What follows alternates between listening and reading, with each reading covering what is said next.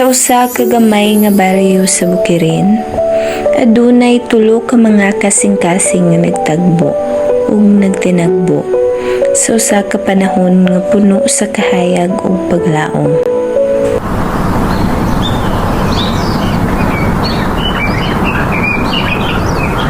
Ang adlaw nagsugod sa usa ka matahom nga buntag. Si Maya, usa ka mahigugmaon nga babaye, nagtrabaho sa iyang amahan. Nianang adlaw naa siya ay nadungog nga usa ka busay sa iyang palibot.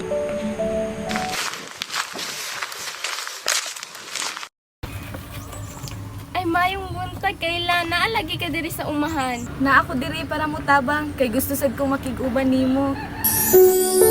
Gihigugma ni Maya ang mga adlaw nga ingon ani. Mga adlaw nga puno sa pakiguban sa iyang amiga nga si Kayla. Apan, niining adlaw lahi ang may tabo.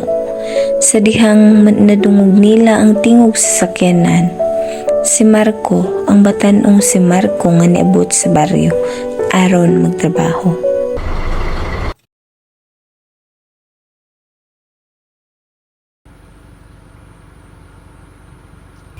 Ay, may adlaw sa inyong duha. Ako dahil si Marco.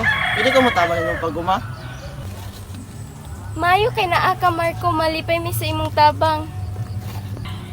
Wow, Marco! Asa ka gikan? Gikan din ko sa syudad.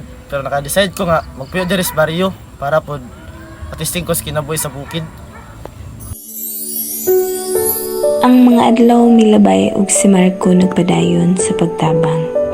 Ang pagtagbo nila ni Maya ug Kayla nagpadayon og nanguswag. Si Maya nga wala pa siya magtagad, naigugma na di ay sa pagtagad ni Marco.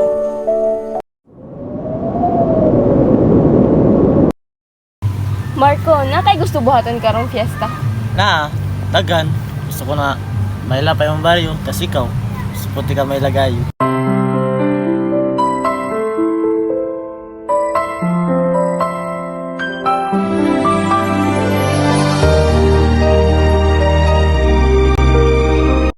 Sa pag-abot sa fiesta, ang tanan nagtagbo sa kalsada nga nagdala og mga kalipay ug mga katawa. Ang kahayag sa mga parol ug ang musika sa banda naghatag og kahulugan sa kahayag sa kasing-kasing ni Maya ug Marco.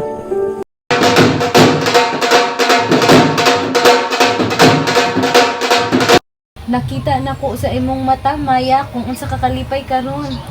Tanan na sayod kung unsa ka kalipay karon. Oo kayla kay siguro mo ana ni ang bag-ong chapter sa akong kinabuhi. Pag-abot sa sunod nga adlaw, nagpadayon ang tulo sa pag-uban. Ang kasing-kasing ni Maya ug Marco nagpasabot nga ang tinuod nga gugma nagsugod sa pinakasimple nga butang sa pagtinabangay, sa pakig-uban ug sa pagtan-aw sa kaugmaon uban sa tawo nga mahal nimo. Kini ang sugilanon sa pag-ibig sa baryo nga nagdala og hayag ug paglaom sa kinabuhi ni Maya, Marco ug Kayla.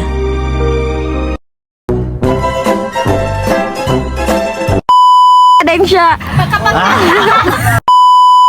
Marco, na kay gusto buhaton karong fiesta? Sorry ko sa kamay. Nasawa.